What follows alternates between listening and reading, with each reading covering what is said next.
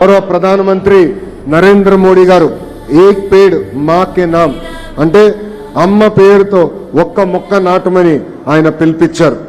ఆ పిలుపు మేరకు నాకు అన్న సమానమైన పవన్ అన్న ఆంధ్ర రాష్ట్రంలో 1 కోటి మొక్కలు నాటాలని ఆయన సవాల్ ఇస్తున్నారు.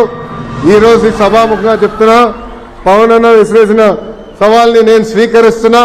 ఒక్క విద్యాశాఖ ద్వారానే 1 కోటి మొక్కలు నాటి 3 సంవత్సరాలు ఆ మొక్కలు పెంచే బాధ్యత మా పిల్లలు తీసుకుంటారు.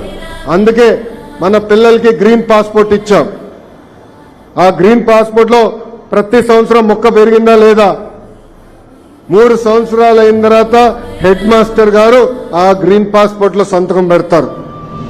ఎందుకంటే మన పిల్లలకు బాధ్యత పెరగాలి. మొక్క చూసుకుంటూ అనేది ఒక పవిత్రమైన బాధ్యత.